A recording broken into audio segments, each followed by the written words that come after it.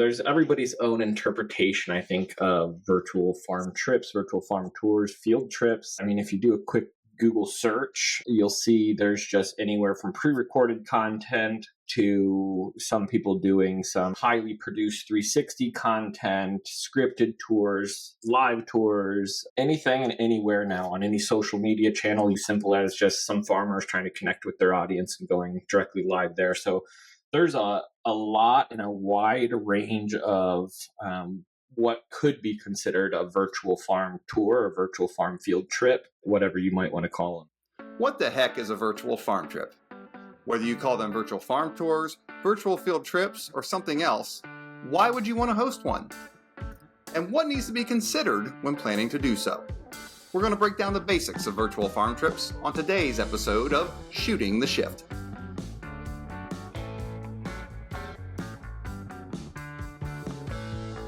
Hello and welcome to Shooting the Shift, a venture here at Shiftology Communication where our team of communication professionals take time to reflect, share, and provide insights into what we do every day to help our clients reach more, convince more, and win more. I'm Dan Toland, Director of Virtual Experiences here at Shiftology, and we're happy you've tuned into today's episode titled WTH is a VFT. I am joined today by my colleague and our virtual engagement manager, Alex Miller. Hello, Alex. How's it going? Hey, Dan. It's going good today. Full disclosure, Alex and I are producers of virtual farm trips. We've been doing it for a number of years. Personally, I've been doing it for a decade now. And Alex joined the team here in 2020 during a wonderful time in our lives, COVID, helping us go through a virtual boom, I would say, in the virtual experiences and virtual farm trips that we host. So, Alex, can you give me a little bit of background just about who you are? You're tied to agriculture. We do serve our agriculture clients. And your unique background, I guess, as far as hospitality is concerned, and kind of your experience over the past couple of years here as you've helped us here at Shiftology. I have been on the Shiftology virtual experience teams for about 3 years now. And before that, I was working with conference and events and graduated actually with a degree from Ohio State, the Ohio State University in hospitality management. With a little bit, really close to a minor in agricultural communications as well. So, like you said, tying it back to agriculture, but then switching over to hospitality has really helped realize either that user experience and making sure for these events and anything that we do and I do on a daily basis is really hospitable to our clients as well. I kind of got involved in the virtual experience world is like same time that you were saying is when we had that little virtual boom there. As I was an in-person conference and events planner and switched that over to some virtual experiences, anywhere from a small conference all the way, or a small meeting all the way up to a 5 to 10,000 person conference, depending on the year. Yeah, and you have brought so much experience to us in terms of that, like you said, that user experience, that end user, what people feel and get from a virtual farm trip, but also a lot of planning and expertise, that event planning background. So you're often very organized. You're very big on efficiencies as well. So helping us do more, not necessarily with less, but like in a smarter type of manner, using different processes, different platforms, stuff like that. So we've been thrilled with your work the past couple of years, and you've made my job a lot easier as well. So I greatly appreciate that. But we're not here totally to discuss us. We're here to discuss virtual farm trips, virtual farm tours, field trips, whatever you want to call them at a more general level and help provide some of our perspective. So just for reference, Virtual Farm Trips is a brand that we have where we work with other organizations and businesses to produce virtual farm field trips for them. But when you say virtual farm trips, obviously people think of virtual field trips to farms. But there's all sorts of types out there. So, Alex, what exists out there, I guess, as far as virtual field trips to farms are concerned? It's a really good question because there's everybody's own interpretation, I think, of virtual farm trips, virtual farm tours, field trips, in-person ones too, which we're not really going to chat too much about today. If you do a quick Google search, you'll see there's just anywhere from pre-recorded content to some people doing some highly produced 360 content, scripted tours, live tours, anything and anywhere now on any social media channel, YouTube, Facebook, some on Instagram too, simple as just some farmers trying to connect with their audience and going directly live there. So there's a lot and a wide range of what could be considered a virtual farm tour, a virtual farm field trip, whatever you might want to call them. All sorts of different types, varieties. Who's out there recording these things? Who's watching them? It depends on the time and effort and the prep and planning that the person and who they're trying to reach. So I know personally we do tours for focused on like K through 12 age students. Typically that's what we do, but we also reach health professional audiences, general consumers, families, career specific or not career specific. And who's hosting those, it can be anywhere from that specific farm that is really wanting to just connect with their audience, or it can be an organization that supports farms. Who's hosting them and watching them can be really catered to that audience that you're looking to reach. If I were to come to you and say, just what is a virtual farm trip? What would be your definition? I would look at it as kind of what I'm doing most days as a virtual farm trip producer, and what I would say we really focus on the three things is free, live, and engaging virtual farm trips connecting K through 12 age students directly with a farmer for them to be able to learn about agriculture directly where their food comes from, have that engagement and conversation. Which is really what we focus on at Shiftology here, is being able to provide that live, engaging virtual experience versus a complete pre-produced scripted event that feels like you don't have as much control over, where our kind of tours that we look for is live, free, and engaging virtual experiences that you really feel like you're on the farm. Is there a format, platform type of trip that, if somebody said, what's the best thing to do? And not necessarily selling it from our standpoint, but somebody comes to you and say, what should I be doing? What's the best format for me to do?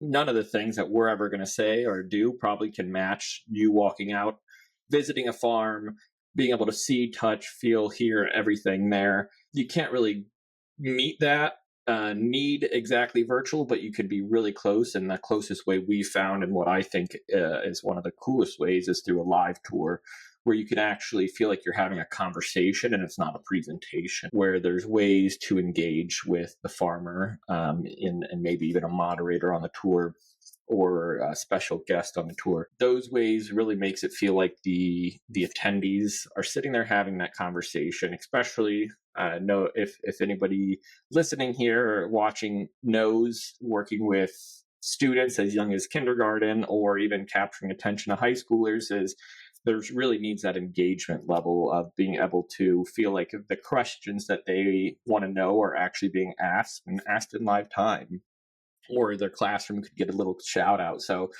I think format style is I don't know if this is the exact question you were asking, but I think format needs to be engaging format, and there's a lot of different ways to reach that. But we found a live engaging format is what I think would be one of the most recommended.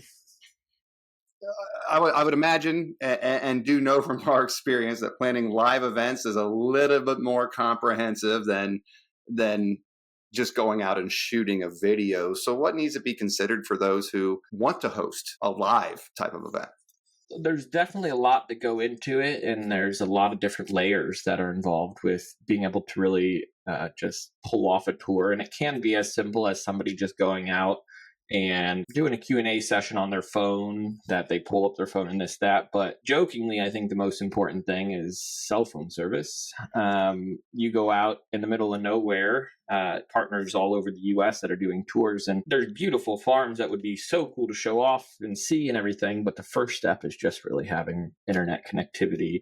It doesn't seem like it might be a problem for some, but having that connectivity is. So the connectivity is one of the big things for it. But there's a lot of other factors and a lot of other things that play into it that I don't know if we need to dive into too deep at the moment. It can kind of go whichever way you please. Right. Yeah. We've had many situations pop up where the farm looks wonderful, but you get out there and connect and test it, and you're just like, oh, rough. But there's ways around that. You can pre-record content on those farms, and something we'll touch upon in later episodes. All those steps that you have to go through in the planning, and one of those is having a plan B and even a plan C in some situations. So if you're out there and the internet literally craps out on you out on the farm, you have a way to keep the program, keep the show going. So that's where, there's advantages and disadvantages to having the pre-recorded content or a pre-recorded type of trip versus completely live. And, a lot of what we do is we mix that up sometimes too. So if we do run into situations like that, we'll have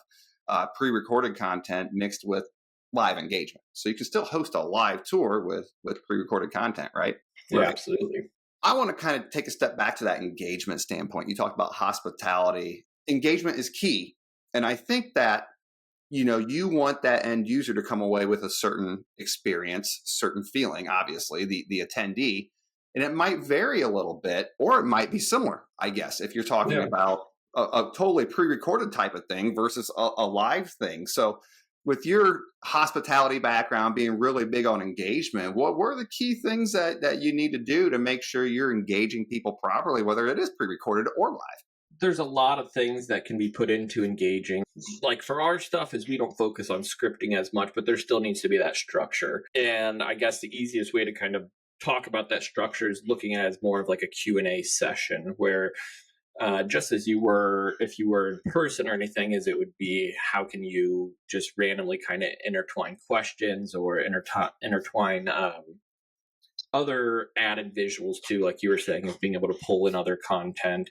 I always think about it as a user. So if I'm either sitting there scrolling on Facebook or scrolling somewhere and trying to figure out what would stop and make it engaging for me, I think the big part of what we can do that we make it engaging is having it really a live tour and being able to participate in either polling, especially if it's a school-aged group, is being able to give them mini quizzes throughout or polling questions or checking progress, going into being able to submit questions, and some even too is being able to jump on and verbally ask questions or see the farm or see the classroom that's talking to is a cool way. So there's a lot of those engagement tactics that you could use once you're kind of in the planning process.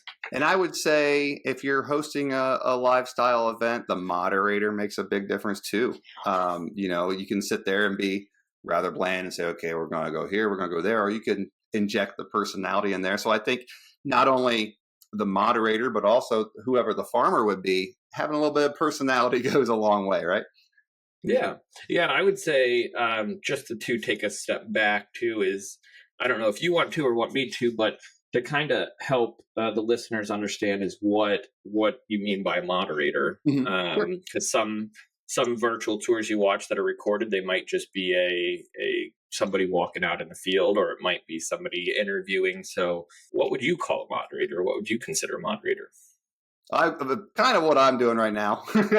Hosting, being engaging, the inflection in the voice, being excited about what you're doing, introducing everybody, keeping the flow of the program moving, and particularly if you're hosting a live event, that's kind of just watching, managing the content that's coming into you from your live audience too. So it's asking questions at the right time. It's finding times to interject. It's keeping things moving and keeping things fun and interesting. I think make a huge difference. And, particularly on the farm with a farmer there, being able to see that farmer makes a big difference too, in my opinion.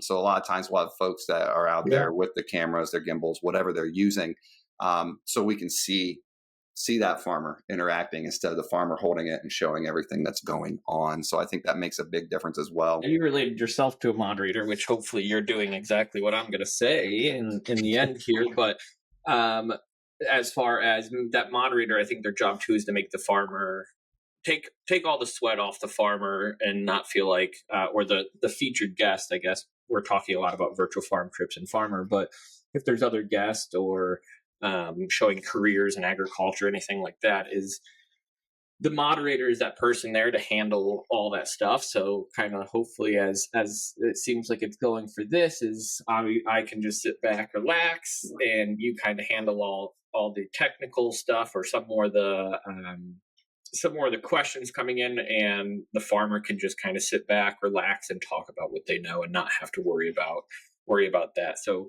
with that, I'm just going to sit back now and talk about what I know. Sit back and relax and let Dan Yeah, kind of do things. Great. You leave yeah, me hanging here, but that's fine. yeah. That's the Let job me of the know what you need me moderator. over here. Yeah, keep it going. Keep it going. So what I find a lot of times is that there's a good general flow or formula that kind of works for engaging folks, particularly if are doing it live.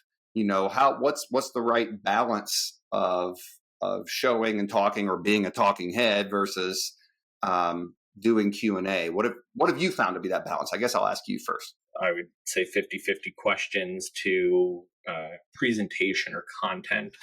And that's just really because it builds that engagement up front, and it starts showing people it's like, oh, they're actually answering questions. I do think there's different times depending on the style of tour that's happening, and there's a lot of different styles or the main focus of those tours that there can be more presentations, or if it's like a science careers based tour and they're showing a demonstration, that's going to be a presentation, but then they're still going to be able to answer some questions on it. So really 50-50, and I always call it, whenever talking to people, I call it a news anchor style. So that moderator kind of serves as that news anchor, and sitting at their nice desk and then passing it out and going live onto the farm or live and into the barns to be able to see what's going on. I always tell folks, let's focus on 50% show and tell. Let's focus on 50% Q&A and peppering those in throughout. Like you mentioned, when the audience knows that their questions are actually being asked and answered, it makes it way more engaging for them. And that's the nice thing about, when you do these live tours, not having an outline, but not necessarily a script. So it doesn't come off robotic, and it's very impromptu. And I find that when our audiences find out that they are part of the tour as well, they get to have their questions answered. It's going to be asked. They help kind of direct and guide the flow of those tours and really buy in from an engagement standpoint. That's one of the benefits as well, I guess, of doing it live is having that and engaging people early and having them be a part of the program. And along those lines, what I find is that the more engaging you are, the more forgiving people are of the quality, I guess, of the feed, of the technology that's coming through. Can you speak to that a little bit? There's all sorts of high quality, high produced 4K Hollywood type of stuff. And then there's people out there on their iPhones shooting, and it might be kind of jittery and stuttery. Hopefully not too much. That balance between quality and engagement. There's definitely a big difference between a 4K production video with 10 people going out on site and multiple cameras and this, that, and having a live tour. And what we found, and I mean, a lot of people can tell too, is there's a lot of good quality stuff at our fingertips. A simple phone anymore that's just as good for quality wise for a lot of the things you're trying to do. And I mean, I always drive down the highway and see the big billboards that says shot on iPhone. It's like, if they can shoot that big thing on there, they should be able to produce a farm tour with that phone too.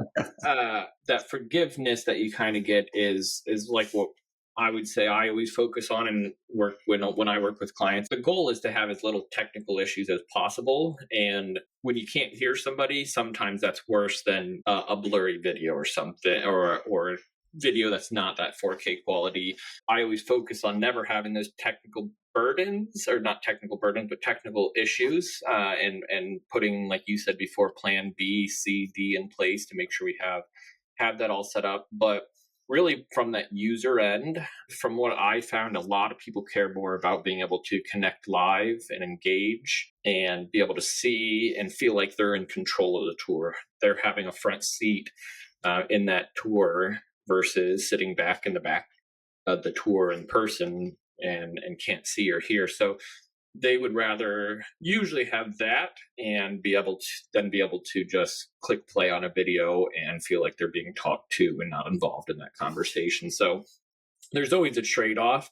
I would always say it would be so cool to be able to mesh the two even more. Um, but that gets into a lot different style of production, and like we talked about before, that main thing of connectivity is, if you want to find ways to get that 4K quality in the hills of Kentucky, that please let us know, because I'd love to find better ways to do that too, without shipping a whole van and a whole team out there to be able to do it. Right. And that brings you back to, we've implemented all sorts of technology, tools, things, software, things like that to help make these come off as good as possible. And that's another topic for another day. But the connectivity is huge. But what we've found, we do evaluations with every one of our tours with teachers that are participating. And we've had tours before where the quality of video or audio maybe not have been the greatest, but we've had very engaging moderators and farmers and just awesome farms. And you go and look at those evaluations, like, oh, they're going to cream us on the quality of the video, but we hardly get any of that. They're like, this was great. Thank you. So engaging. The farmer was fantastic, informative. So, we kind of had some proof there that they are very forgiving of that. So when you're focusing on that, and if your video looks a little blurry, it's okay. Focus on that personality, that engagement, that end experience for the user, what they're going to take away. Because we find that a live, engaging, real time type of conversation with a farm and a farmer is awesome, particularly for students, because they just don't get opportunities to do that anymore. Get Yeah, out on the farm, absolutely. and so many of us are just disconnected from the farm and how things get to our plate. So it's an amazing experience a lot of times for the teachers and students and other audiences that engage with us. So yeah, we're kind of running out of time here today, Alex. But if you could list maybe just a couple of the benefits that people who might want to consider doing a virtual farm tour, virtual farm trip, whatever you call it, what type of benefits do they receive from it? I guess taking another little step back is how it works with us and with our team. With this podcast, it'll be one of the few times you'll see us in front of the camera and kind of forward facing, or you'll hear and see us. A lot of the times we're on the back running that technology, so making sure everything is really seamless. Just like we kind of talked about, that moderator likes to make the farmer look good. Our goal is to make our partners look good. So when I say partner, that's an organization that has that interest in hosting a tour, and that can be anywhere from a dairy association in a state, or in New Mexico, or soybean farmers, or anything kind of out there. So we connect with that partner, and that partner is the one who really has the goals to showcase their farm. So it's that level of, we're there to support our partners, and the partners and us, we support that farm. So that's I guess the first benefit, is really being able to have somebody to take the logistical and technical burdens kind of off of you, to be able to focus on your message, communicating and reaching your audience. Another benefit, going right into it, is that reach. Tours can be hyper specific and have a very intimate audience of 5-10 people, 5-10 classrooms, and really be able to engage and build that. Or you can open it up and have it open to as many that you want to see it. And kind of, I think our record tour is around 60,000 students that were registered to attend this tour. So thinking about taking 60,000 people to a farm is insane logistics. And it just is, once you start doing virtual tours, is you can do that, and it can easily scale and grow. And the costs aren't added as much as, okay, shoot, now we need another 100 buses to get us out there, and 5 more days, or this many more people to do that. So the second one is reach definitely. And then just kind of proven results. We have teachers coming back, and teachers looking forward to taking tours and learning more things. The really cool thing about this is you can reach people all over. So teachers, whether it's in California, that want to see how a dairy farm works in Indiana, or Ohio students that are wanting to see an elk farm or a yak farm in Minnesota. There's all different kind of styles of tours, and a way for people to learn about agriculture, not only in the area or region they are in, but all over the U.S. Um, so I would say that's probably number three too, is that proven results and teachers showing and asking for more and variety too. And one cool benefit I really like compared to in person is that every kid, every person who's on that tour gets to be at the front of the line. Yeah. You know, you've been on in-person tours where you're in the back, somebody's talking, it's loud, you can't hear anything, some distractions are going on around you, but this is really great because you're right at the front of the line. You can't touch, you can't smell, but you can see and hear, and it's as close as you can get to being on the farm. Where can people get information about what we do, or where they might be able to view tours in the future, coming up in the fall, or even those that might be recorded on demand? I'm sure we can get our contact information in here somehow, but being able to reach out to us or visit either our website of Shiftology, shift-ology.com, or virtualfarmtrips.com. And that'll show a lot of information. It'll show a lot of examples too. There's a new website coming for us that'll be able to showcase and put on demand too. So if you have grandkids, kids, family, friends, any of it that you want to give them something to do, you can have them go to the website, and there's on-demand tours, sometimes with worksheets and lesson plans involved. And then we always invite people to, once the schedule gets rolling back up at the beginning of the school year, is attend a tour, see what it's like as an attendee, to be able to get that look and feel of what a live tour is, and then do research too on what other styles of tours there are. If it is a pre-recorded, other content, there's a lot out there too that can help you kind of see what you're looking for. Right. Alex, I just want to thank you for joining us today, breaking things down a little bit from, I guess, kind of a higher level perspective. There's so many different ways that we can go in this, different avenues we can explore, different people we can talk to. We're going to try to do that moving forward here. Well, that's a wrap for today's episode of Shooting the Shift. Again, if you'd like to learn more about Shiftology or our virtual farm trips program, you can visit us at shift-ology.com or virtualfarmtrips.com.